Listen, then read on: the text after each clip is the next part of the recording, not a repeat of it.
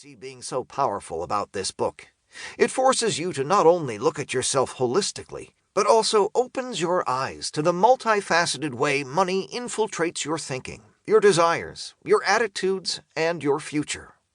If we intend to make smarter financial decisions and raise financially savvy children, this book makes it clear we must first start with ourselves. The more holistic your planning, the better your ability to make the right financial decisions. Whether you're a saver, spender, or investor, we are fortunate to have so much opportunity sitting in front of us. If you get nothing else from listening to this book, know this: every piece of who you are, whether psychologically, spiritually, emotionally, and physically, subtly intertwines with your feelings about money and shapes the way you see the world. The good news is the tools, concepts, and exercises in this book put the power in your hands to better understand your belief system and your habits, and how adjustments can be made to live more fully. As an advisor, I wish all my clients came to the table with the knowledge this book provides. A tip before you dive into the book: stop defending what you think you know and embrace the unknown.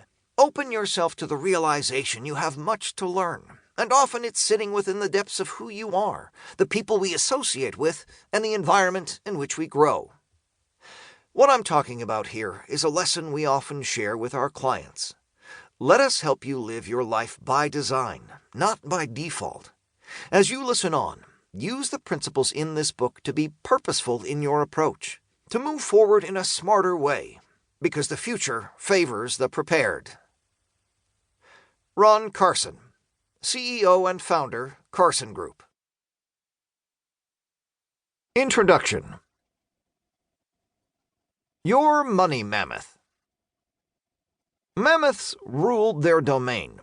Enormous creatures and majestic in their being, they lived at a time long after the dinosaurs were gone.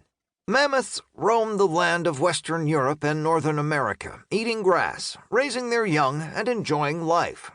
Changes in the mammoth's environment were happening all around them, but they failed to see and adapt to the effects. Over their time, the earth cooled, and as the tundra started to freeze, their food sources began to disappear. The mammoths started to migrate to find more sources for food, but they encountered new challenges. Neanderthal cave dwellers learned to communicate within tribes and learned to work together to hunt. Prehistoric humans evolved from the scavenger to the hunter, and quickly ascended the food chain. The mammoths were slow-moving, large sources of meat protein, and sadly, easily killed. In the end, early human social hunting skills, a changing environment, and their species' failure to evolve and adapt was the source of the mammoth's eventual extinction. Our extinction level event.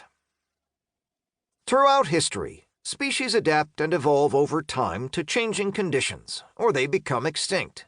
It is a cruel truth of nature and natural selection of survival of the species. However, don't be fooled into thinking these events only occurred millions of years ago.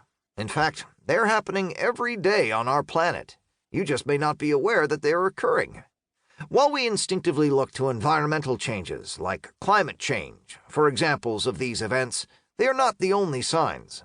Historically, environmental changes were the source of many early excitation events, but they aren't the only source of excitation-level changes. Some theorize that the extinction-level event that will impact humans may come from social versus environmental changes.